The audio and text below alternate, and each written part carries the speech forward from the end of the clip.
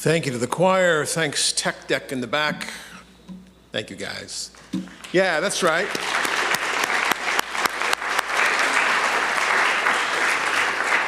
Thank you, Tracy and Nancy and all the folks on staff, and thank you all for showing up, right? You're here. And if you're online, you're almost here. I have always been fascinated by the many facets of love. Romantic love, eros, love of friends, love of family, love of the other, which Jesus talked about, agape. Why do we have so many kinds of love and only one word for it? Why not as many words for love as Eskimos have for snow? On cynical days, on days like most days now, when I look at the news once too often, I dismiss love, as Tina Turner says, as another half-baked emotion, until I remember that almost everything we are and do as people is connected to love. Love is that animating force that is within us and around us and makes this place move forward. At the end of the day, we need to lean on that, not the sentimental kind of love, but the deep, aching, heartbreaking love. I remember someone I once counseled, the mother of 3, who had to commit her son to a lockdown unit the night before because he had come at her with a kitchen knife. Her son was struggling with drugs and mourning the death of his father, and she was a single mother now. And her church held her in the embrace of that love, even knowing, as difficult as this was, that she would be able to get through it. She could trust in that tougher love. A love beyond sentimentality, a love through the storms. Now listen, I know there's a lot to be afraid of right now. But without love, we are, as St. Paul said, nothing but clanging cymbals. The love we need now is the love that stands up for us when we are lost. And we sometimes these days, I think many of us these days, are feeling lost. A story told about my colleague Kate Bastrup, who her husband, Maine State Trooper, was hit suddenly getting out of his car and killed. She didn't know what would happen next because their whole life was falling apart with herself and her 3 children. But of course, who showed up? Her church showed up. The power of love that pays that bonus when you're part of a community, and friends, if you're visiting for the first or second or third time, that's the power of community. It came in a plate of brownies, which was the leading edge of a tsunami of food that came to her and her children, a wave that turns out did not recede. Neighborhood men came to drywall the playroom and build bookshelves and mow the lawn. She said that she did not know how her house would be cleaned, but it was clean and the laundry was done, and she would have embraces and listening ears, and she would not be abandoned to do the labor of mourning alone. Love comes in those most unexpected ways, seemingly unearned ways, what sometimes we would call grace. And as I think every week about what I'm going to say to you in this unraveling of our world, I think of love. I think of love because it is still that value which holds us to the center of what is right and good in our world. And I think all of us in this room and online, I think all of us far and wide who believe in a better world can hold love at the center of our heart. We have been called to trust and love again in ways that seem almost juvenile before. We may not be ready to love the whole world yet, I get that. But for now, we can love our families and those we know and the people in this congregation. Because love has a mystery that cannot be easily put into a box. And it shows in those most unexpected ways. I came across this poem by James Wright recently. He wrote, just off the highway to Rochester, Minnesota, twilight bounds softly forth on the grass, and the eyes of two Indian ponies darken my kindness. They've come gladly out of the willows to welcome my friend and me, and we step over the barbed wire into the pasture where they have been grazing all alone. They ripple tensely. They can hardly contain their happiness that we have come. They bow shyly as swans. They love each other. There is no loneliness like theirs. At home once more, they begin munching the young tufts of spring in the darkness, and I would like to hold the slender one in my arms, for she has walked over to me and nuzzled my hand. She is black and white. Her mane falls wild on her forehead, and the light breeze moves me to caress her long ear that is as delicate as the skin over a girl's wrist.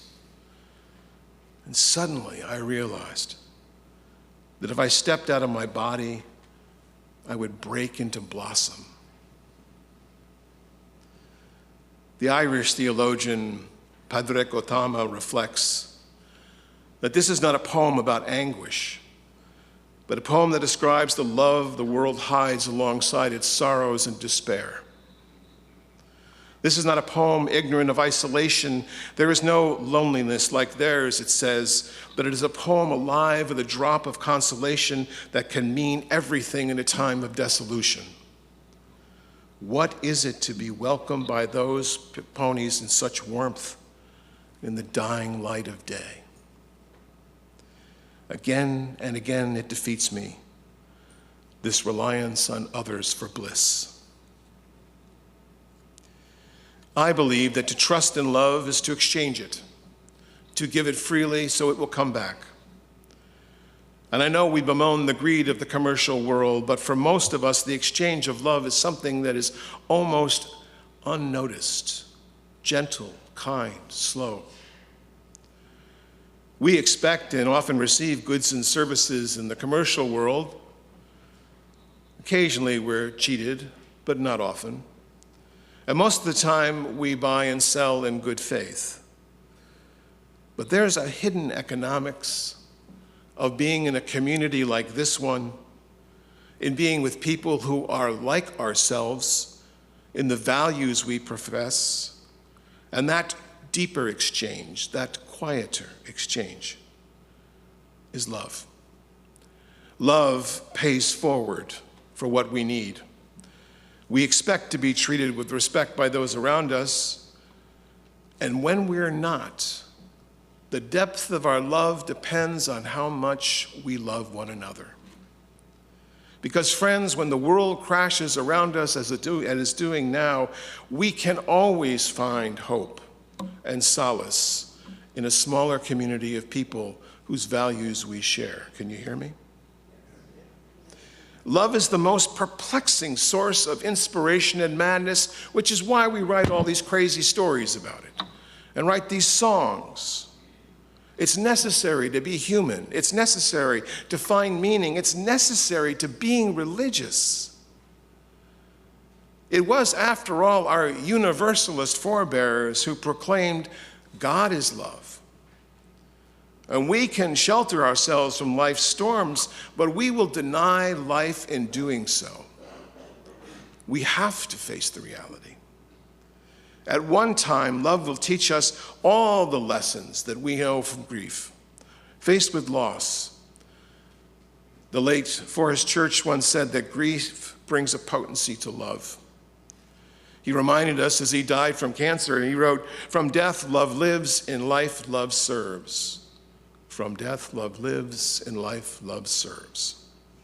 It makes a complete circle, this power. Love serves. It serves the living. That's what any of us will learn. Loss reminds us to lose and love again. And with that memory, all of us can pay it forward. Look, this may be a news flash to some of you, but none of us is getting out of this alive. How much we love in the life we have is often determined by how much we value the life that's still around us. And even when we lose the ones we love, we are reminded time and time again to love even more fiercely for those who are still living. And if you're here for the very first time, or if you've been coming for decades, you are living out that love in the life of a community that you are just becoming to know, even if you think you know it. It's a sacred hoop to love, to lose, to love again. We trust one another, perhaps romantically at first in one-to-one relationships, but communities like this one trust you really kind of no matter what you bring, unless it's really egregious. And then we have words. Words. And I want you to know that a remarkable fact that I've been watching over and over again in the months and the years now that I've been here is this power of love in this community is really quite palpable. I've watched people hold one another in the darkest of times. I've watched us do memorial services that truly live out and hold up the life of the one who lived. You see, when we lose, far from being a denial of life and love, it is in some mysterious way an invitation to love again. That's the power of being here. That's the train we're on. Last year, our denomination approved a new article of purpose. And in it, we proclaimed that love is at the center of our faith. So when I say, often as I do, love is at the center of our faith, this is what I mean. It centers on our values. And by the way, these are all drawn from what was the 8 principles: interdependence, equity, justice, a new one for us, generosity, pluralism, and the one that's in our mission statement as a congregation, transformation. These values hold us together like none other, and they belong to all of us, all of you. Love doesn't come without struggle. Love struggles for the passions of what is right. Love means we have to be heartbroken. Our kids will disappoint us. Newsflash. Our parents will disappoint us. Our partners will disappoint us. Relationships disappoint us. And yet, we love.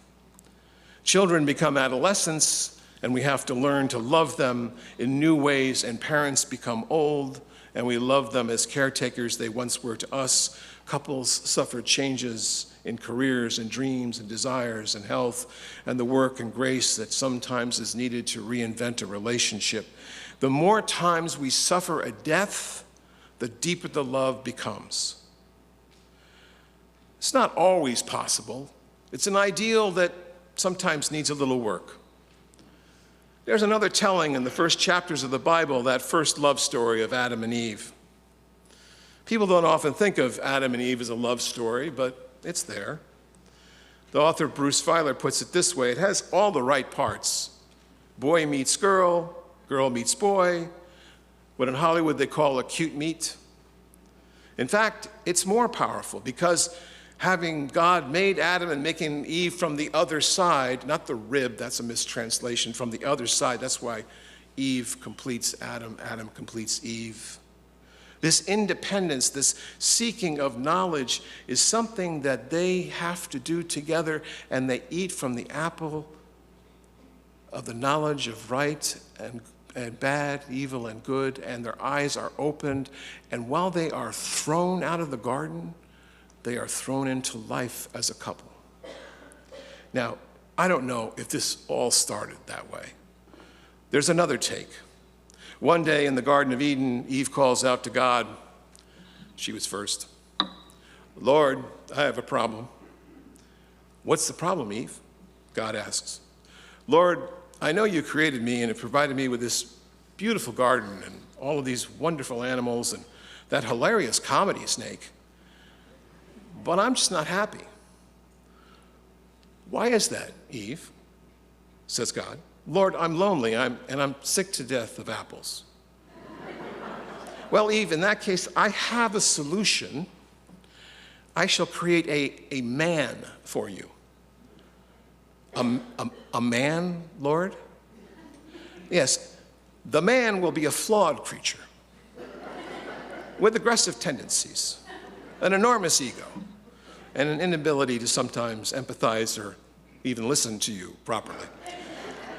All in all, he'll give you a hard time. But he's bigger and faster and maybe a little more muscular, and he's really good at fighting and kicking a ball and hunting fleet-footed animals. Sounds great, says Eve. Yeah, well, he's better than a poke in the eye with a burnt stick, but you can have him only on one condition. What's the condition, Lord? She asks. You have to let him believe that I made him first.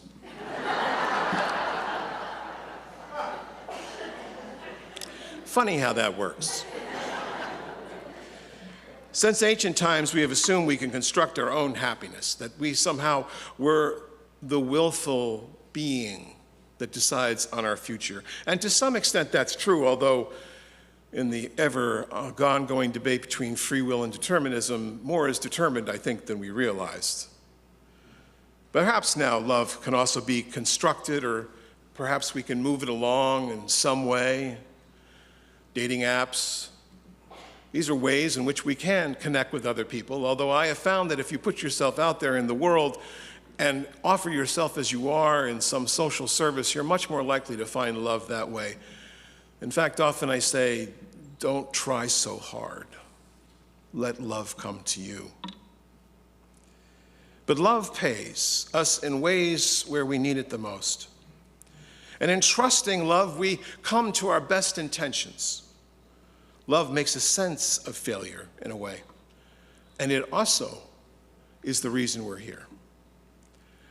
We are coming to the end of our annual operating fund pledge drive. And I want to thank you all for making generous donations. We are 20% higher from the same people who gave than we were last year. That's amazing.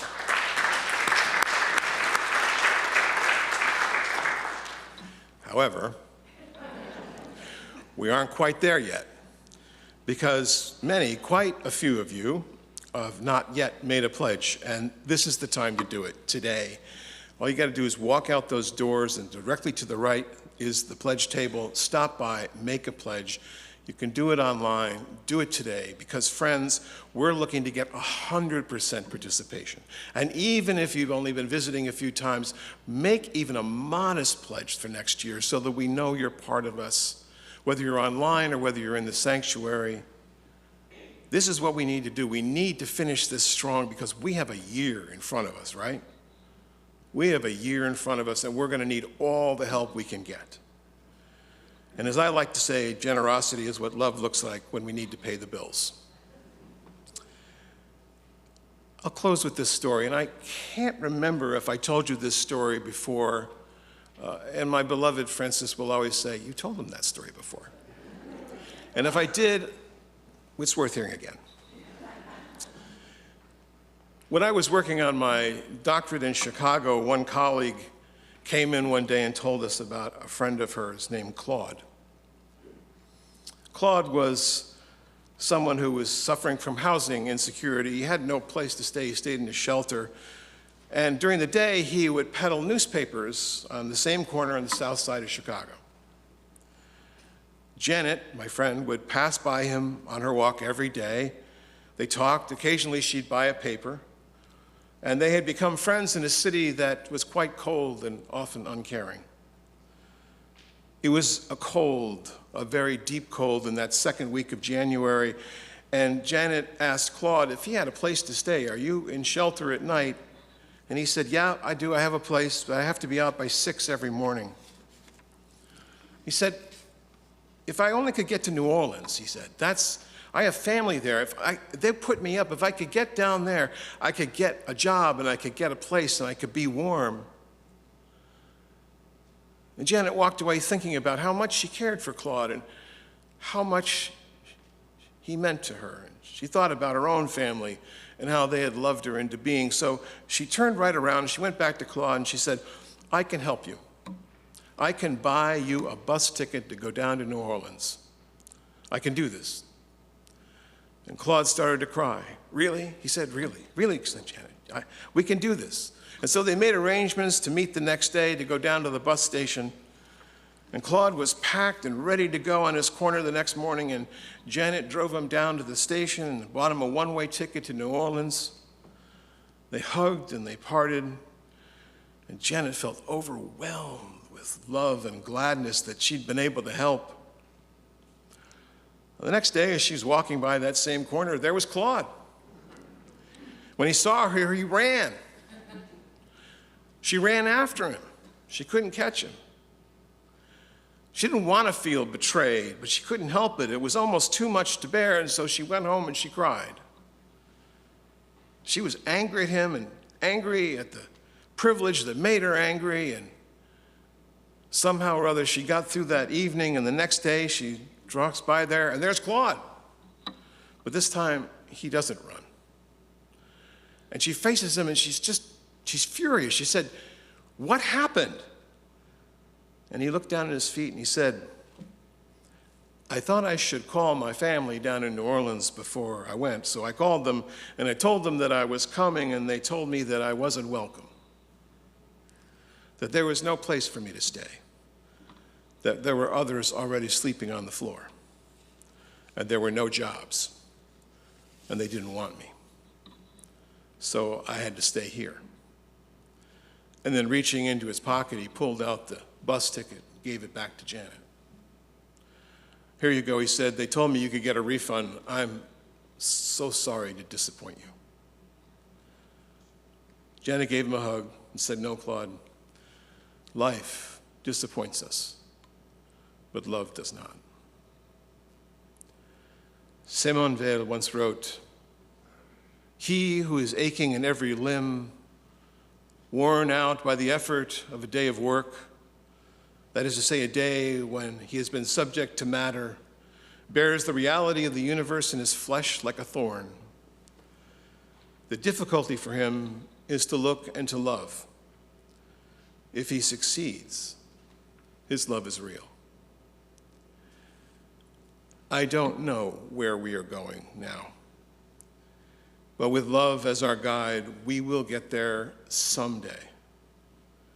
We come here to love what is real, the values that still make us human, the best of who we are, the best of what this country still means. To be reminded of our deepest aspirations, to reach out and to hold the wounded, and to make, but for a moment, a place of gladness and joy. Let's join together in this, friends, and keep doing this work, because now we are needed ever so much more. Join us as we deal and love a changed world. Amen.